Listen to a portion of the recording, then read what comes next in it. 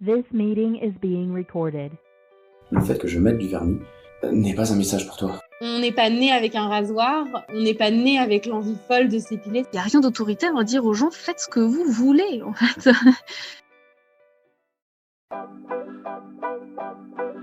Mind changers. Mind changers. Le fait de parler de plus en plus de ces thématiques, on les remarque davantage dans nos quotidiens. J'ai internalisé des process, des gestes, des fonctionnements que j'avais pas du tout avant. Heureusement qu'il y a des hommes qui s'impliquent. Si on avait un mouvement non pas féministe mais entièrement féminin, c'est qu'on n'arrive pas à faire passer notre message. Le pire, c'est qu'il sait que ce qu'il faisait n'était pas bien, parce que le premier truc qu'il m'a dit pour se défendre, c'est non mais t'inquiète, personne peut retracer. Chez nous, on n'a pas le droit de parler. On peut écouter plus le garçon que moi. Il faut changer.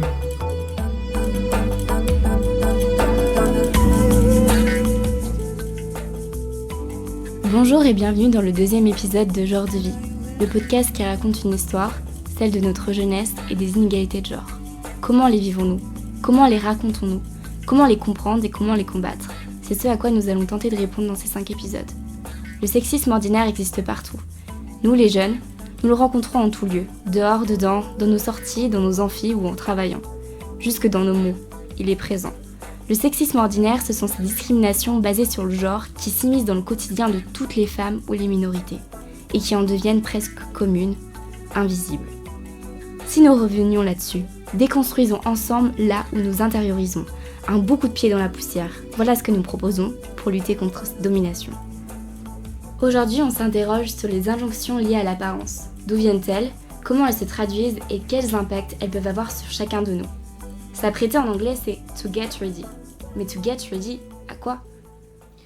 Moi, je dirais être prêt à affronter le monde et ce qui l'englobe. Se montrer sous le regard des gens, parfois faire face à des jugements. C'est faire transmettre son soi intérieur par son soi extérieur finalement. S'apprêter, c'est le reflet de son identité. C'est vrai pour certains, mais pour d'autres, s'apprêter c'est superficiel. Une perte de temps, des artifices, c'est cacher parfois, même gâcher sa vraie nature, son vrai soi.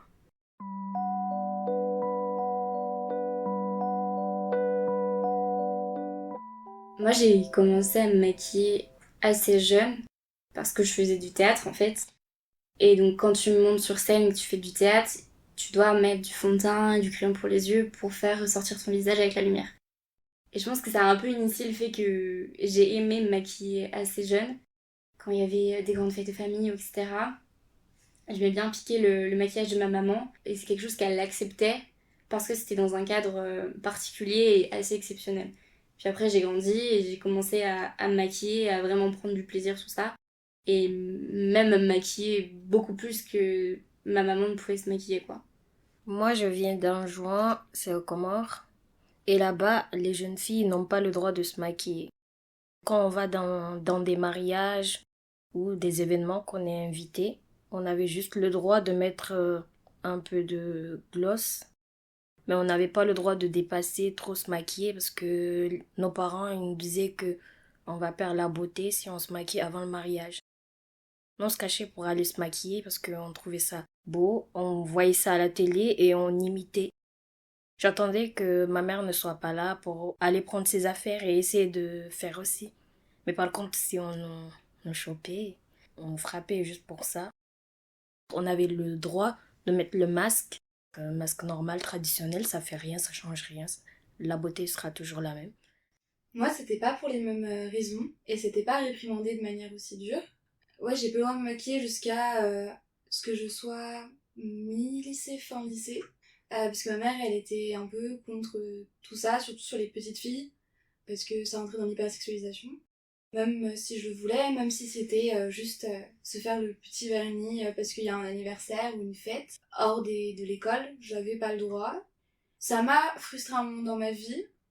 Au collège, en 6ème, il y avait déjà des filles, elles étaient pleines de fond de teint, liner et tout. Enfin, c'était orange, quoi. Enfin, moi, j'étais là et tout, et je me faisais tailler par rapport à ça. Et du coup, c'est vrai que, je sais pas si c'est ça qui me frustrait au final, ou si c'est le fait que j'en avais vraiment envie. Maintenant, moi, à l'heure actuelle, j'aime bien le maquillage, mais du coup, pas trop. Tu sais, quand t'es jeune, t'es en mode purée, j'ai quand même hâte d'avoir l'âge pour me maquiller et que personne me dise rien, ou... Voilà, parce que moi, je me souviens les premières fois où je mettais du crayon noir pour aller à à l'école, mais tu sens les regards, tu vois, sur toi en mode putain, ça y est, genre la musique crayon, enfin, un truc de fou. Et que maintenant, limite, plus j'y vis, plus je me dis, j'aimerais que quand je suis pas maquillée, on se dise pas, ah, elle est pas maquillée, tu vois, genre c'est un truc qui est totalement inversé. Et j'aimerais me détacher de, j'ai besoin de me maquiller pour me sentir jolie. Je comprends. J'ai eu une période, du coup, fin lycée, où j'étais incapable de sortir pas maquillée. Genre, un aller-retour aux courses, un dimanche, j'allais me maquiller. Et maintenant, bah, du coup, c'est plus le cas et j'ai réussi à me détacher de ça. Mais je pense que il y a ce truc où quand t'es petite fille, tu veux devenir une femme, peut-être des fois trop vite. Et qu'après, en grandissant, tu te rends compte que, bah, aujourd'hui, j'ai envie de moi me sentir bien, pas que les autres mettent leur avis. Et bah, aujourd'hui, j'ai la flemme, quoi. Je pense qu'aujourd'hui, je serais incapable d'aller à une soirée spéciale d'anniversaire ou en boîte de nuit ou quoi, pas maquillée. Jamais ça me passerait par la tête de me dire je vais pas me maquiller.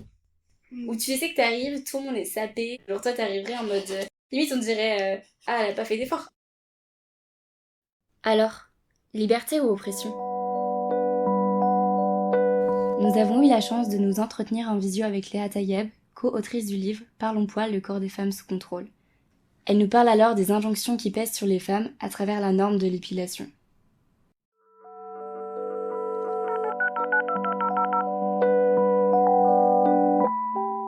Aujourd'hui, les injonctions de genre, elles se manifestent par l'impossibilité pour les femmes de vivre en société au naturel.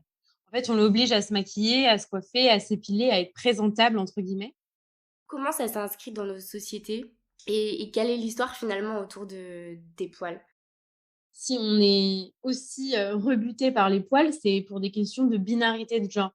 La société elle a fait disparaître le poil chez la femme et elle a exacerbé au contraire le poil chez l'homme pour en faire un signe de virilité. Le poil féminin, il est vécu comme un véritable repoussoir. Le fait de le garder, c'est accepter finalement cette désintégration sociale, c'est accepter de ne pas faire partie de la société ou en tout cas d'être une marginale. C'est ce sur quoi se base le patriarcat, sur le fait que hommes et femmes ne se ressemblent pas et sont associés à des caractéristiques très différentes.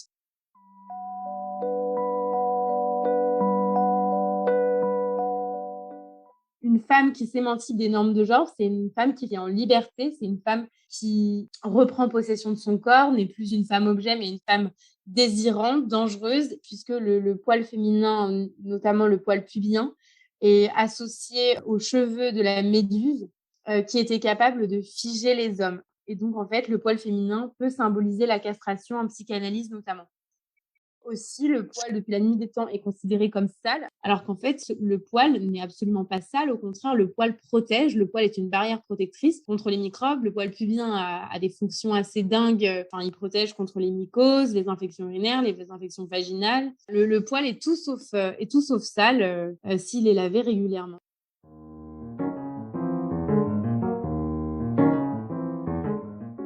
Comment tu dirais que les injonctions, et du coup plus précisément celles liées au poil, sont transmises dans la société? Les injonctions aujourd'hui, elles sont transmises par tout le monde, par différents acteurs. La famille, la mère, elle veut faciliter l'intégration de son enfant, protéger son enfant de possibles discriminations. Elle va l'initier au rite de l'épilation. Elle va aussi chercher à assurer sa réputation en montrant que son enfant est en conformité avec la société. Il y a évidemment les magazines féminins. On est complètement envahi par les images véhiculées par la pub. Même si aujourd'hui, elle est en remise en question depuis à peu près 2015 et qu'elle a tendance à montrer une nouvelle représentation du corps féminin, elle le fait toujours avec une intention. Et l'intention, c'est de choquer. En gros, quand les poils seront normalisés, la pub n'aura plus aucun intérêt à montrer des poils féminins.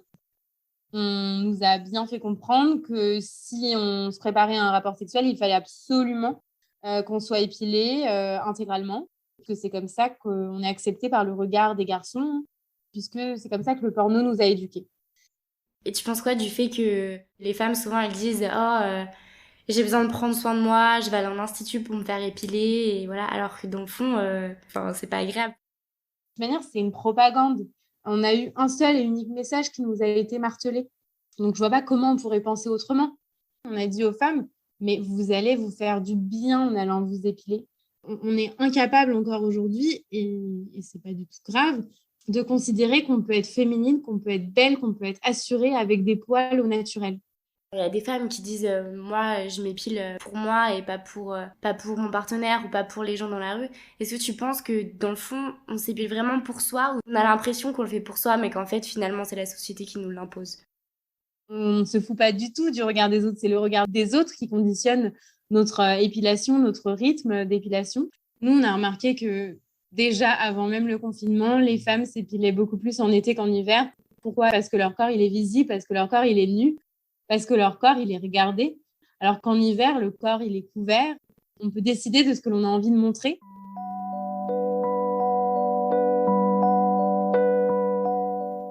Est-ce que les poils sont sur le toit un combat qui est spécifiquement réservé aux femmes ou est-ce que les hommes sont un peu concernés ? Il y a énormément de jeunes femmes, de millennials qui disent en fait, moi, c'est vrai que j'adapte mon épilation en fonction des goûts de mon partenaire. Et finalement, il faut faire prendre conscience au partenaire de la pression qu'il exerce. Et je dirais que le fait de normaliser le poil féminin, c'est un combat du féminisme. Et le féminisme, c'est pas un combat de femmes, c'est un combat de la société. Le combat, c'est pas d'imposer le poil, c'est surtout de disposer librement de son corps, de pouvoir choisir de s'épiler ou de ne pas s'épiler, de s'épiler à certains endroits et pas à d'autres, de customiser sa pilosité. Nous, en fait, on considère que on n'est pas né avec un rasoir, on n'est pas né avec l'envie folle de s'épiler, c'est pas irrépressible, ça fait mal, c'est coûteux, ça prend du temps.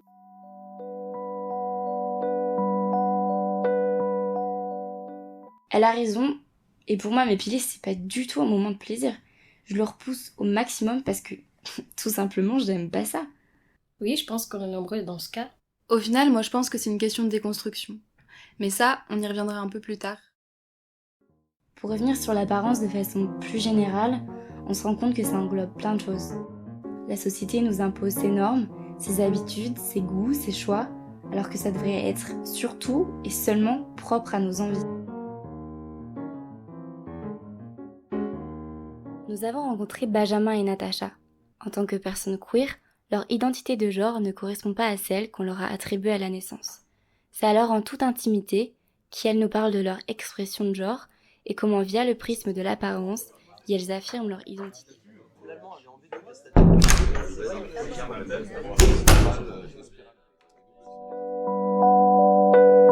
Je m'appelle Benjamin, je suis comédien, j'ai 40 ans, je suis un homme blanc, a priori cisgenre hétéro. Je suis en train de me laisser pousser les cheveux, je suis rond. Je me laisse pousser les cheveux parce que j'ai envie d'avoir les cheveux longs une fois dans ma vie et que j'ai la bête idée de me dire que potentiellement ça m'apportera une réponse que je cherche. J'ai un t-shirt à manches longues avec un col en V gris et par-dessus j'ai un gilet, un t-shirt à manches courtes blanc designé pour une femme, un jean noir moulant et des chaussures noires. Je suis maquillé en vert et rose et j'ai du vernis noir à paillettes. Moi c'est Natacha. Je suis une femme transgenre, j'ai 20 ans et je fais mon coming out l'année dernière. J'ai des Doc Martens en tente, un jean taille haute, j'adore les jeans taille haute. J'ai un pull d'hiver avec du rose, du vert, voilà, beaucoup de couleurs pastel, j'aime beaucoup les couleurs pastel. Et c'est quelque chose que j'ai eu plus tendance à explorer du coup quand j'ai eu l'occasion de me libérer un peu au niveau de mon expression. J'ai les cheveux longs, attachés, je suis en cours d'épilation définitive, on voit de moins en moins mes points de barbe et ça me fait très plaisir. Et t'es pas maquillée? Je ne suis pas maquillée. La manière dont on s'apprête amène à questionnement pour tout un tas de personnes. C'est-à-dire que les premiers milieux vraiment où je me suis senti à l'aise de le faire, c'est d'abord dans des milieux restreints avec qui je me sentais à l'aise, puis ensuite dans des milieux assez neutres, à la rue ou des espaces publics ou même des espaces d'études. Ça, c'est des milieux dans lesquels j'ai pu m'exprimer aussi, parce que c'est des milieux qui sont plus mixtes, plus mélangés, où j'ai moins une importance individuelle. Et puis où les gens te connaissent pas, quoi. Ouais, voilà. Ils voient une personne en face de toi, en face d'eux. Ça a commencé par des choses très bêtes. Je me démaquillais jamais quand je sortais de scène, et j'étais le seul mec de ma promo à le faire. Et ça paraît bête de dire ces choses-là, mais en fait, dans la société dans laquelle on vit, c'est les femmes qui se maquillent. C'est féminin de se maquiller, c'est féminin de s'apprêter, bien que les hommes soient de plus en plus apprêtés aussi, mais de manière masculine. Les bases que j'avais vis-à-vis des changements dans mon identité, elles sont venues par l'apparence. D'abord par certaines formes en fait de travestissement, je veux dire, périodique. Ça me plaisait d'une certaine manière, mais au final je voulais aller plus loin, mais ça m'est venu bien plus tard, quand au fur et à mesure du temps, je le faisais plus simplement pour des événements, mais aussi dans mon quotidien, où j'avais envie de me sentir plus féminine. mais également d'être perçue comme plus féminine, que ce soit aussi auprès de moi-même que auprès de mes proches et de certains milieux dont on ressent une forte proximité, en particulier du coup des milieux LGBT avec qui j'ai beaucoup sympathisé. La codification, moi ça m'envoie dans des sphères assez dingues. J'ai toujours été un artiste et j'ai toujours eu une expression un peu exubérante. Plein de repas de famille dans lesquels je mettais un point d'honneur à bien me saper, mais d'une manière ou d'une autre, peu importe, c'était toujours un peu exubérant. Mes cousins arrivent en costard-cravate à Noël. J'arrive avec les fringues de ma grand-mère. Ma grand-mère est morte il y a 1 an et j'ai récupéré toutes les fringues de ma grand-mère. Et j'arrive à Noël avec la veste de ma grand-mère. J'ai mes tantes qui me regardent et qui disent « Je connais ça. Vas-y, tourne. » Je leur montre. « Mais elle te va super bien cette veste !» Et mes cousins n'ont pas regardé un seul instant les fringues de ma grand-mère, parce que ce sont des fringues d'une femme. Moi, par exemple, ça m'a pris un moment avant d'adopter des codes qui sont féminins et qui ne laissent absolument aucun doute. Je me suis d'abord dirigé vers quelque chose de beaucoup plus androgyne. Et ça a été une manière aussi, peut-être aussi un peu déguisée, de faire accepter ça à un peu de monde. Les caractéristiques qui sont les plus féminisées en termes d'expression, que ce soit les robes, les bijoux, etc., ça c'est venu très tard. C'est une expression qui ne laissait pas de doute, et je ne pouvais absolument pas jouer avec ça. Très grossièrement, on peut dire que pour vous, s'apprêter, ça a quand même cette représentation d'une certaine libération et de processus dans votre identité. Ça fait partie de mon parcours et ça fait toujours partie de ce que j'explore aujourd'hui. Comme je n'ai pas encore achevé ma transition administrative, il y a certains milieux typiquement assez officiels dans le milieu administratif et médical où je prends pas la peine de m'exprimer parce que de toute manière, ce qui compte pour eux, c'est ce qui est marqué sur ma carte. Tu considères vraiment le fait de t'apprêter comme l'expression de toi-même? Pour moi, c'est quasiment synonyme, parce que tous les codes sont plus ou moins liés, en fait, où je cherche à exprimer quelque chose de cohérent vis-à-vis de moi-même. Le non-style n'existe pas. Le Ouais. non-style est un style. Mes potes qui mettent toujours la même couleur, toujours les mêmes genres de jeans, toujours les mêmes t-shirts, qui se posent pas la question. Et chaque fois que je l'arrête, je fais, mais t'es autant apprêté que moi. Il fait, mec, je mets tout le temps les mêmes fringues, et puis j'ai pris ce qui me tombait sous la main. Sauf que t'as fait un choix avant quand tu les as achetés et que ça correspond à quelque chose. À toi de te poser la question de savoir si tu fais ce que t'as envie et où est-ce que tu places ton choix et à dire c'est comme ça. Ben, t'es en train de naturaliser le fait qu'un homme ça met un jean un peu ample, un t-shirt qui ressemble à rien et un sweat, tu mets 2 couleurs qui matchent et encore quand tu fais pas juste j'ai que du gris, du noir et du marron comme ça de toute façon tout va ensemble. En fait t'es apprêté. On est toujours en train de s'apprêter et de jouer avec certains codes. On peut vouloir que les codes n'existent pas et faire fi des codes. En fait, est-ce qu'on met ça parce que ça nous plaît? Est-ce qu'on le met parce qu'on se sent bien avec ça sur soi?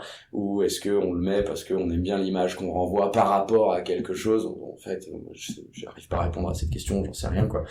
Mais avant toute chose, avant de me regarder dans un miroir, je me regarde moi et je me dis c'est ça. Comment je bouge dedans? Comment je me sens là-dedans? Ah, je suis bien.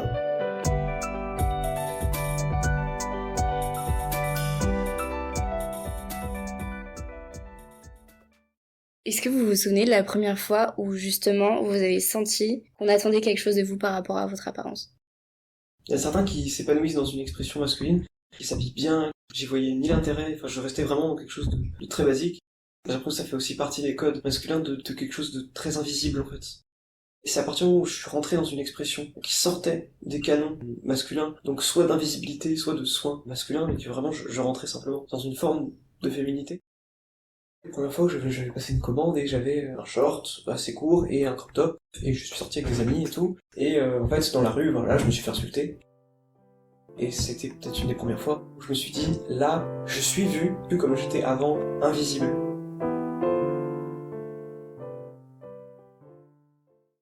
Le fait de se maquiller, même s'il y a plein de gens qui disent mais les hommes se maquillent aussi, ben, ouais oui d'accord, autour de moi des hommes qui se considèrent comme des hommes qui se maquillent ou qui se mettent des vernis, je les compte sur les doigts d'une seule main, quoi. Ouais.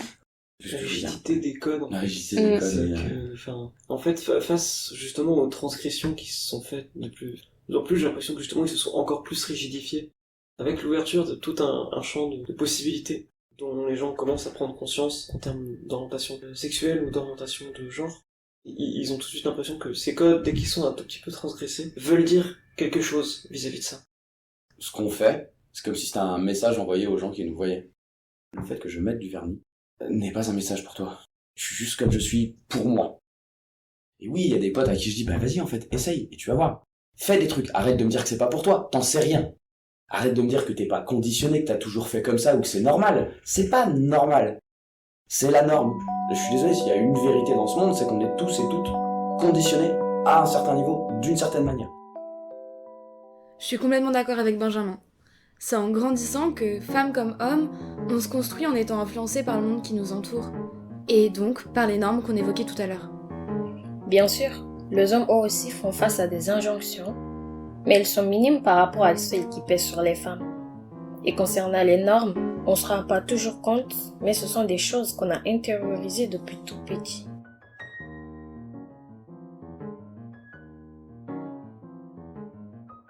Une des manières d'amener cette déconstruction serait alors d'agir dès l'enfance, pour limiter les pressions et laisser apparaître une forme de diversité et de liberté de choix. C'est ce que tente de faire Joy Flotto dans sa boutique Joy Concept qui se situe à Strasbourg, où elle propose aux enfants des jeux et des vêtements non genrés.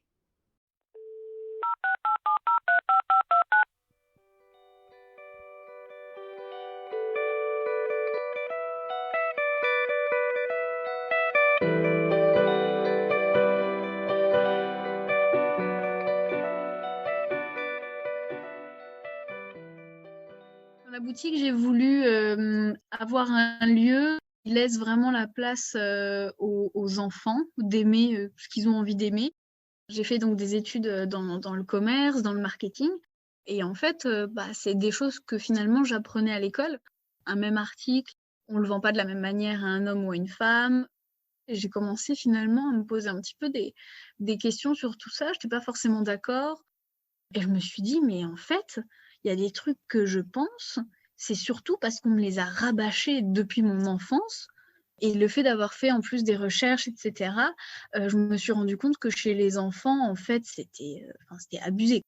On continue d'inculquer les mêmes inégalités aux enfants, donc il ne faudra pas s'étonner si dans 20 ans, en fait, rien n'a changé, quoi. Et du coup, est-ce que tu peux nous expliquer ce que c'est pour toi un vêtement non genré ?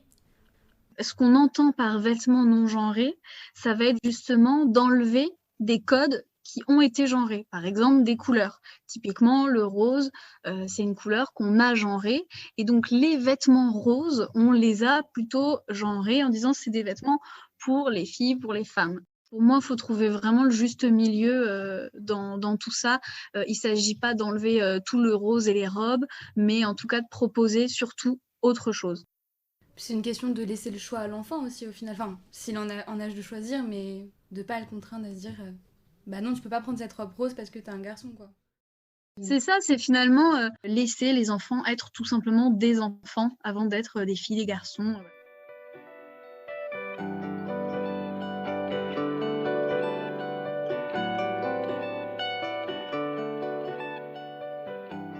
Ce choix, il se traduit aussi par une mise en valeur des produits, un merchandising qui permet, je veux dire, les enfants ne sont pas dupes.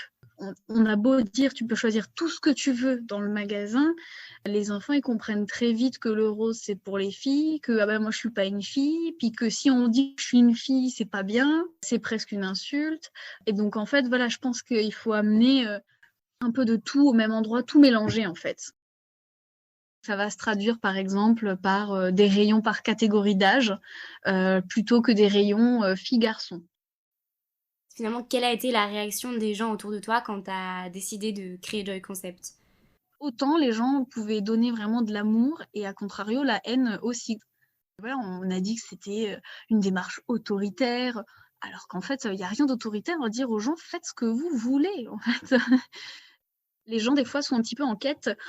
On perturbe leurs repères, donc ils ont besoin, d'une manière ou d'une autre, de les retrouver un petit peu, quoi. Voilà, on m'a déjà demandé si j'ai des chaussures pour les filles. Dans ces moments-là, je fais comme si je n'étais pas au courant de qu'est-ce que c'est, justement. Je leur dis, c'est quoi que vous attendez ? Donc les gens, généralement, on m'a déjà dit « Ah, mais vous savez bien ». Je dis non, je suis désolée, je sais pas dites-moi. C'est quoi, c'est un style, c'est une couleur, c'est un motif, c'est une matière, qu'est-ce que c'est pour vous ? Je trouve ça super amusant parce que vraiment, en fait, les gens se décomposent au fur et à mesure qu'ils sont obligés de faire une liste de stéréotypes. À ce moment-là, je pense que ça aide pas mal à se rendre compte des absurdités des stéréotypes. Et surtout que des fois, sur un même produit, les gens vont me dire « Ah, ça, vous êtes sûr, ça peut aller pour une fille ?» Et sur le même produit, il y en a d'autres qui vont me dire « Ah, ça, vous êtes sûr, ça peut aller pour un garçon ?» C'est qu'une question de perception, en fait. Et je pense que si je peux donner un conseil dans des discussions de ce type, c'est pas d'avancer des arguments, mais plutôt de se faire questionner les gens. Est-ce que tu penses que la mode non genrée, elle permet de relâcher la pression sociale qui pèse notamment sur les femmes ?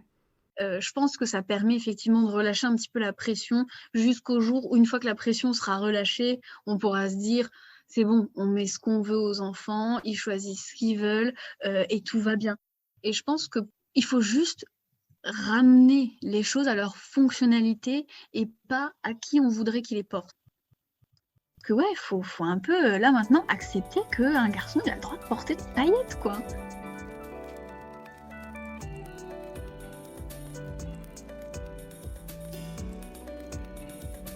Et Joy a dit cette phrase que j'aime beaucoup. Si on apprend les mêmes inégalités aux enfants, c'est normal que rien ne change. Et c'est vrai. Bah ouais, carrément. D'autant plus que les enfants d'aujourd'hui sont les citoyens de demain. Et même si on est adulte et qu'on a envie de déconstruire ça, c'est aussi possible. Il n'est jamais trop tard. Après, ça passe par plusieurs choses. Déjà, il y a un réel travail personnel qui consiste à se trouver, à s'assumer, à s'affirmer tel que l'on est ou tel que l'on veut paraître. Ensuite, il faut comprendre qu'on peut s'émanciper de ces normes en les questionnant puis en les déconstruisant. Et aujourd'hui, on vit le jour des pages Instagram, des articles, des podcasts qui nous accompagnent dans ce processus et aussi qui permettent de libérer la parole, de soutenir, d'informer sur ces questions. Il faut aussi envisager un changement profond dans la société. Par exemple, en continuant de pousser les industries de l'apparence et celles des médias à diversifier leur représentation pour permettre une normalisation de la différence et une évolution des mentalités. Ce sont des changements qui sont en cours, mais ça prend du temps. Il y a encore beaucoup de chemin à faire et je pense que nous avons toutes et tous notre rôle à jouer.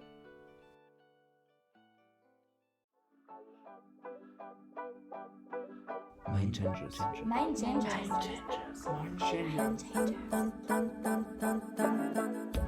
Ce podcast autour de l'apparence a été écrit, réalisé et monté par Marion, Bahati et moi-même, Ophélie.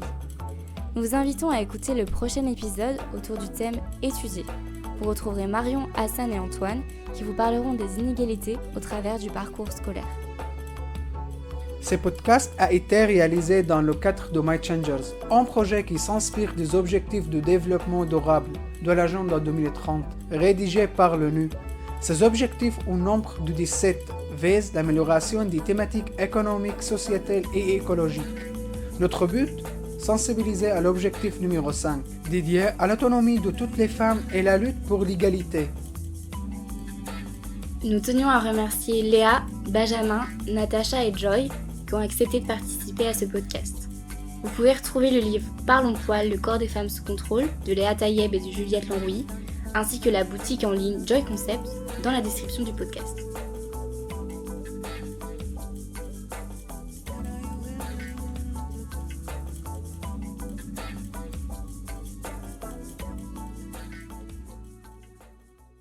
Ce podcast a été réalisé avec le soutien financier de l'Union européenne à travers Resacop dans le cadre du projet Mind Changers. Des régions et leur jeunesse s'engagent pour la planète et ses habitants. Son contenu est la seule responsabilité de la Fédération des œuvres laïques du Rhône et du journal Tout va bien, et ne reflète pas nécessairement les opinions de l'Union européenne.